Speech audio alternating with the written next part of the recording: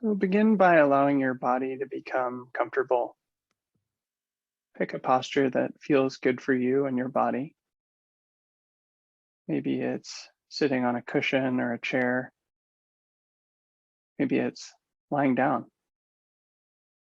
Totally valid meditation posture.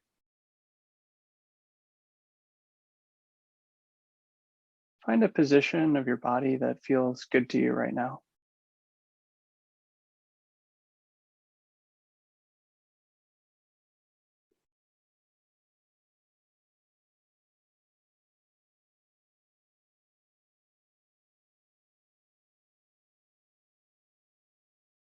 And allow yourself to enjoy the comfort of putting your body in a comfortable position.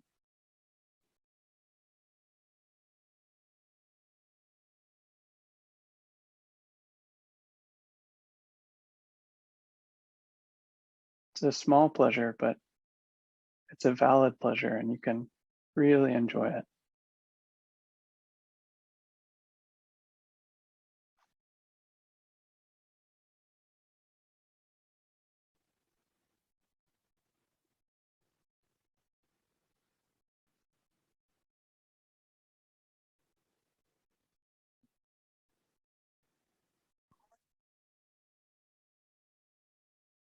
With your body in a comfortable position, allow it to relax. If there's any discomfort or tension or tightness in the body, see if you can encourage it to relax.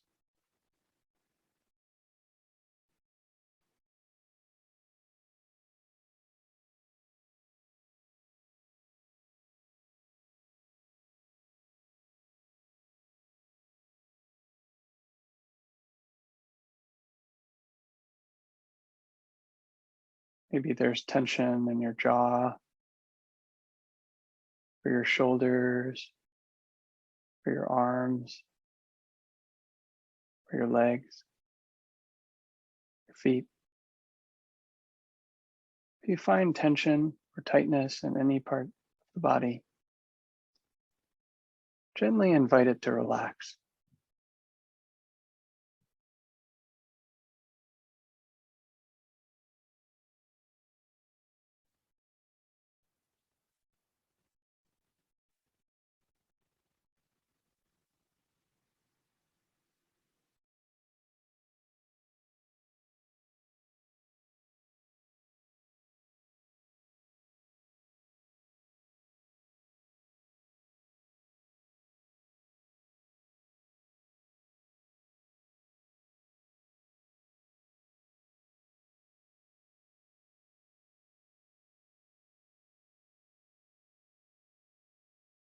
And having established a comfortable, relaxed posture in your body, invite a gentle smile to your face.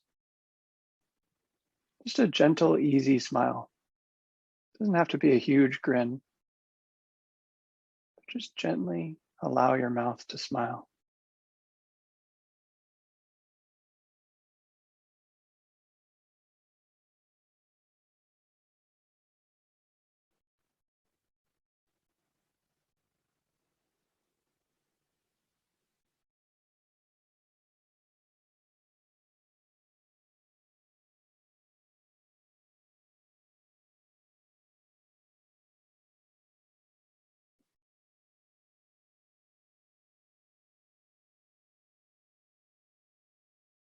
When you make your face smile, different chemicals are released in your brain and your nervous system that cause you to be a little bit happier.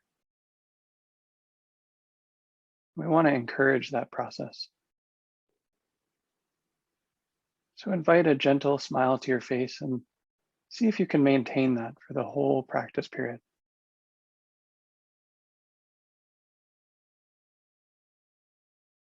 If at any time you become uncomfortable, you can change your posture. If at any point tightness occurs in the body, you can once again relax. And if for some reason your smile fades, you can just bring back a gentle, easy smile to your face.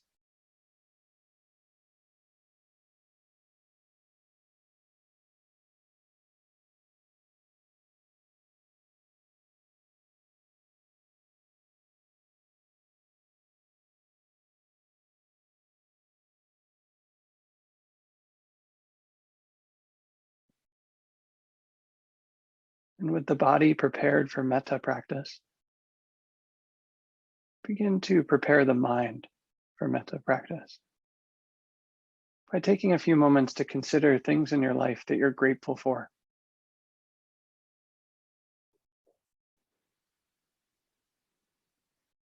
Tonight, I'm grateful that I have friends and family members that love me, that I have food to eat and a place to sleep.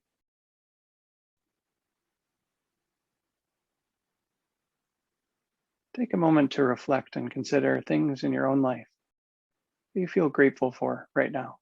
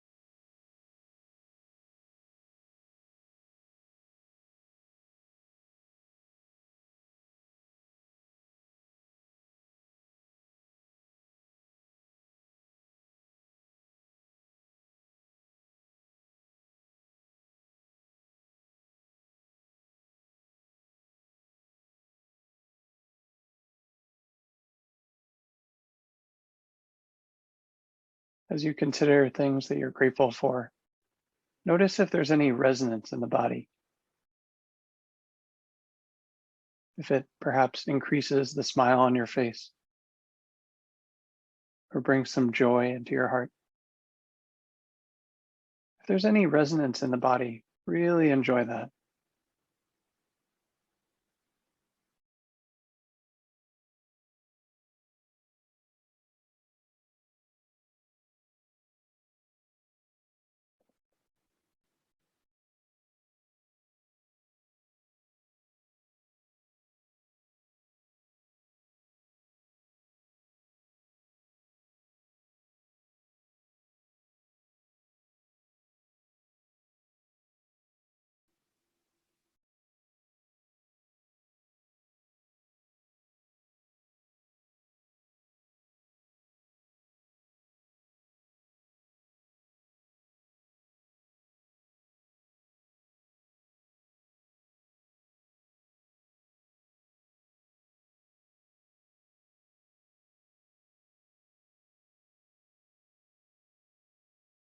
Next, bring to mind someone that's easy for you to love.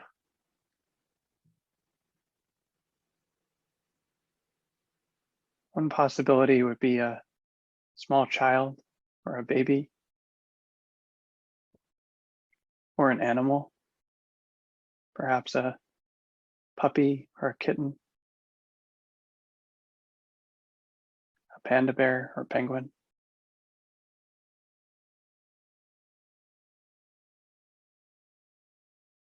Pick a person or animal that's easy for you to love.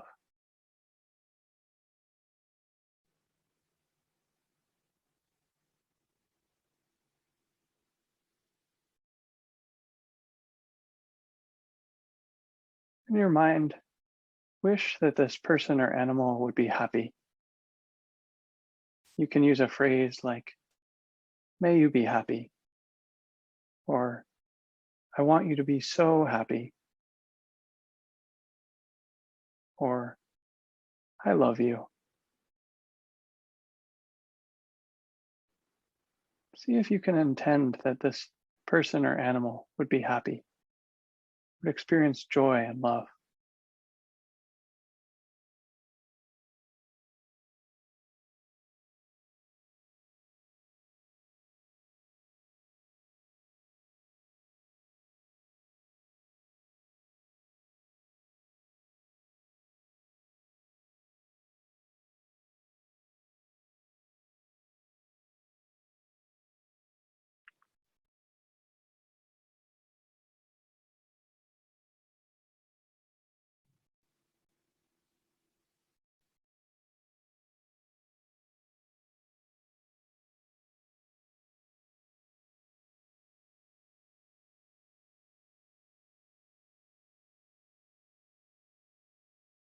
During tonight's practice, we're going to be moving from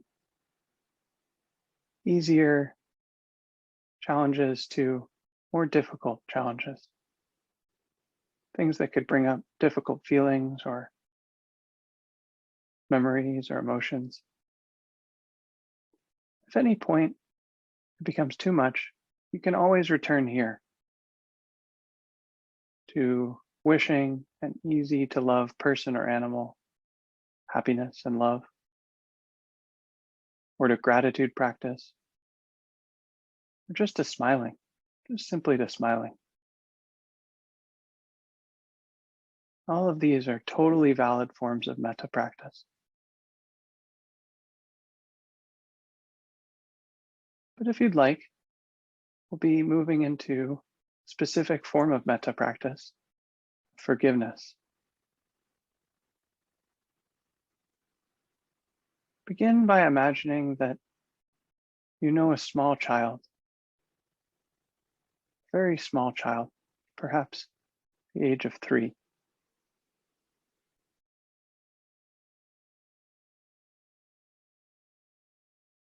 can use a real child that you know or an imaginary child. Doesn't matter so much. But visualize a small child, perhaps the age of 3 or 4, and see in your mind how totally deserving of love this child is.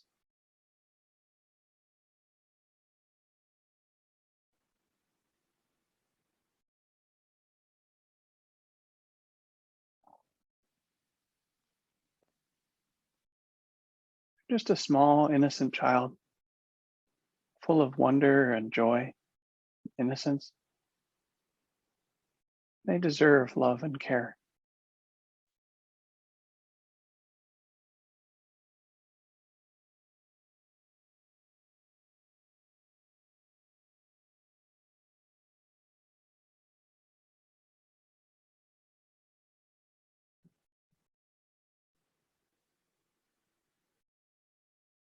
Now imagine that this child perhaps spilled some water on the floor.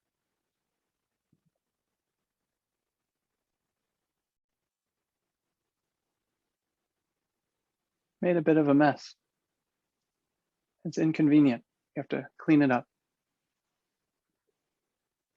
Perhaps the child is upset, crying, distraught.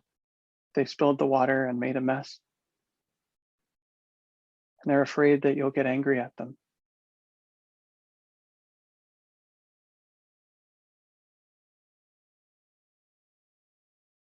It may very well be inconvenient for you to clean the water from the floor.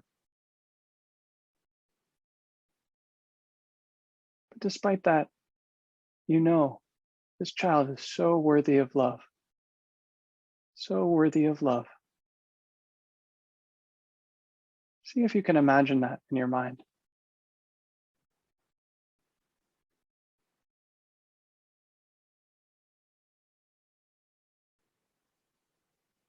There you are, cleaning the floor. You're reassuring the child. Don't worry, my dear. It's okay. I love you so much. Whatever words you would use to reassure a child. Telling them that you love them, that it's okay. they're allowed to make mistakes.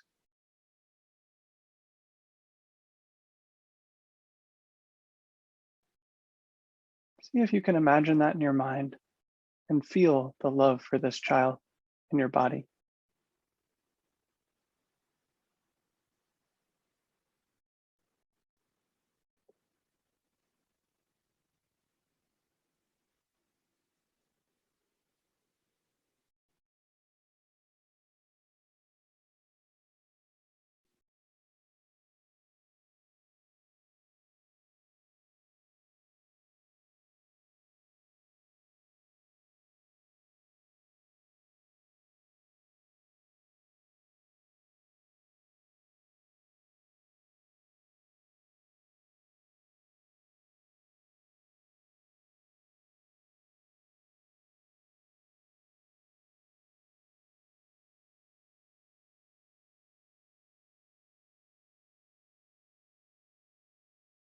Very good.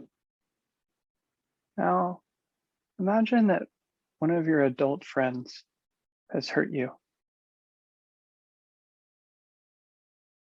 not in an irrevocable way, but in a real way. Perhaps they said something mean in passing, or were inconsiderate in some way, or just did something that hurt your feelings.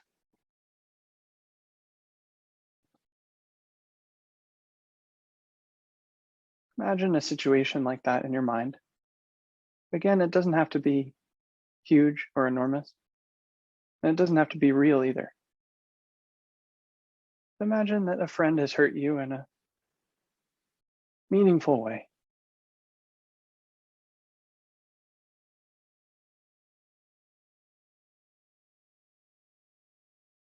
And it really hurts. They did hurt you.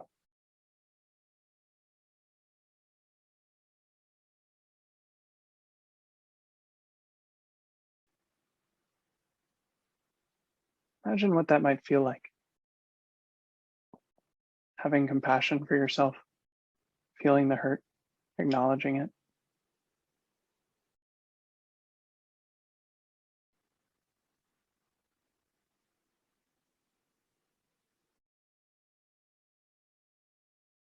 Now imagine that your friend realizes that they've hurt you and apologizes. They apologize with their words and they go out of their way to make good on what they've done wrong, how they've hurt you. They're really trying to make amends. They see that they hurt you and they wish that they hadn't.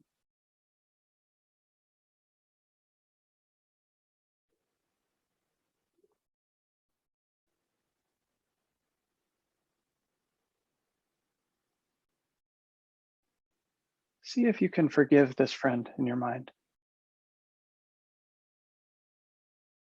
knowing how much they mean to you, how important that friendship is, and that while they did hurt you, they are trying their best to repair the relationship.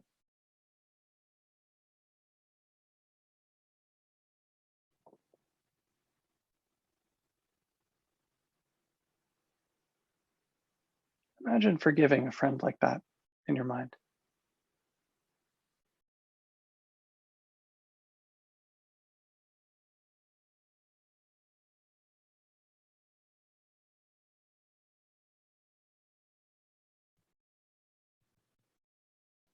You know, that really hurt.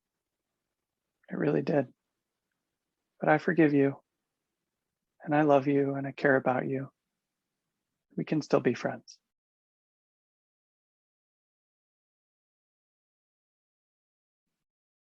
I forgive you, and I love you. Imagine forgiving your friend.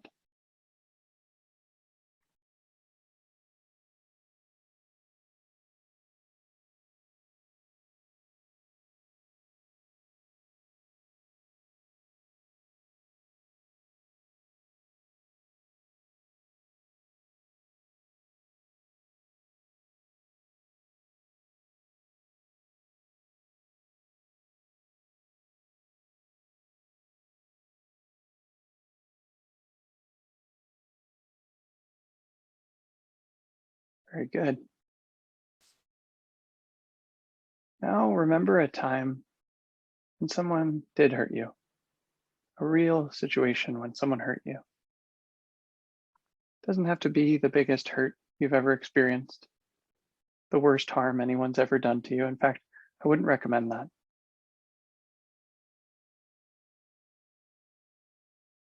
But do pick a real situation that really happened. It really hurts sometimes.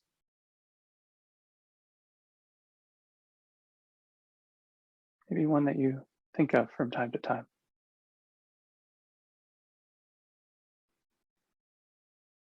So for me, I'll pick some kids that were mean to me in middle school. Not especially cruel, but they were mean, and it hurts sometimes to think about.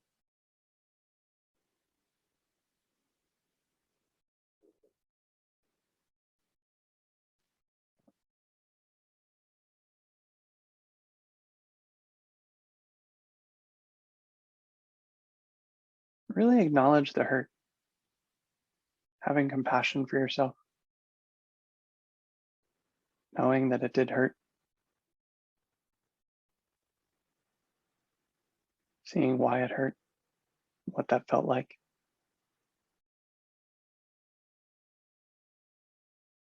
Forgiveness doesn't mean ignoring your own hurt, pushing it aside.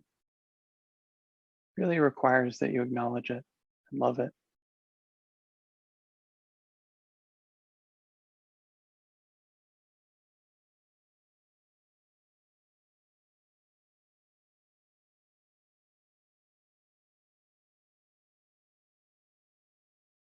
Having seen that hurt in your heart, if you can find a way to forgive this person that hurt you, even though they're not here right now,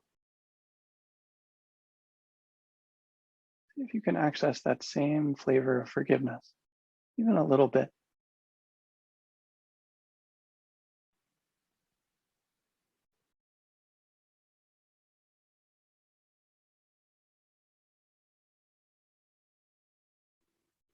you might use words or phrases in your mind that feel appropriate, or you might be able to feel the forgiveness in your body. See if you can forgive this person that hurt you, even a little bit.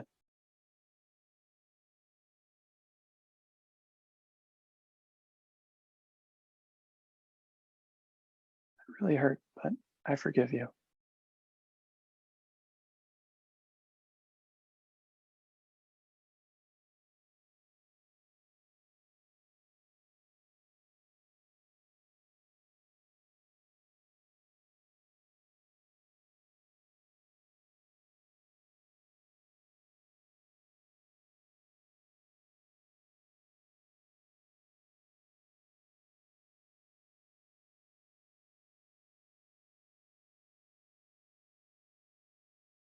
If there's any release or forgiveness in the body, see if you can really notice and savor that, trusting it.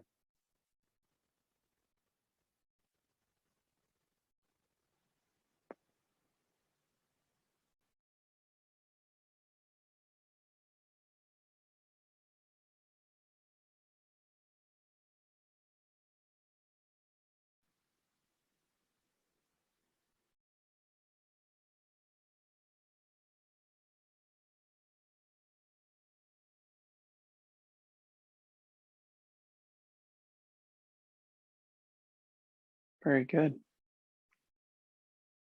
Now, if you like, consider something that you've done in your life that you regret, perhaps a mistake you made or someone that you hurt.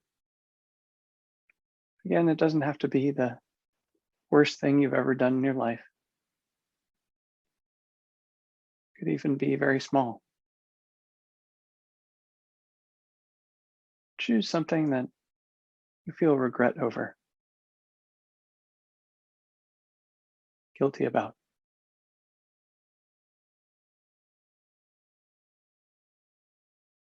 Bring it to mind, remembering it, seeing what it was like.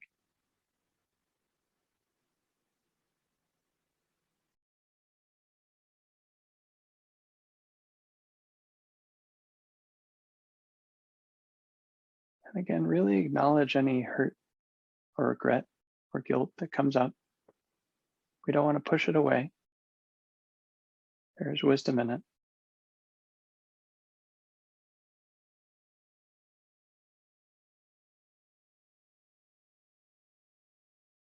See if you can allow yourself to extend the same forgiveness to yourself that you offered to a child, to a friend, real or imaginary. You are also worthy of this forgiveness. See if you can extend it to yourself. Yeah, I really wish I'd done that differently. That's okay. I still love you, still care about you. You're still worthy of love.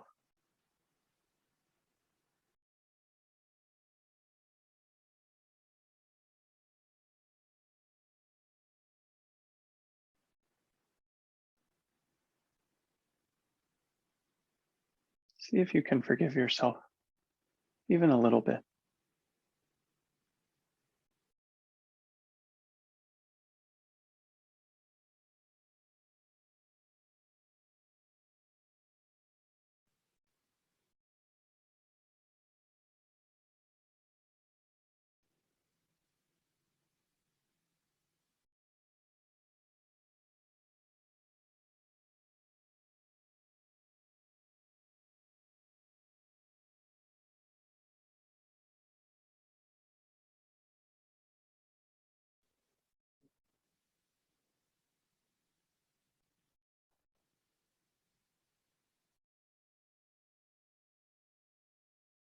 Again, if there's any forgiveness in the body, really allow yourself to feel that love and forgiveness.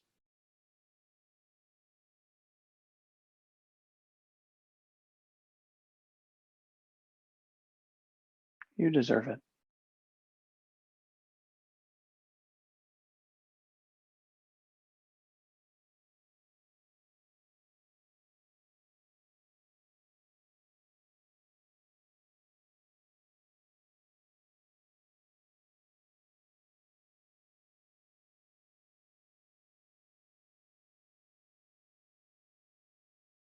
Very good.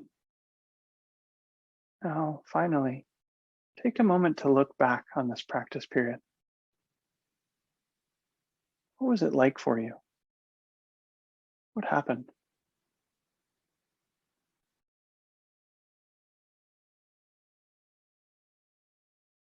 Did you learn anything?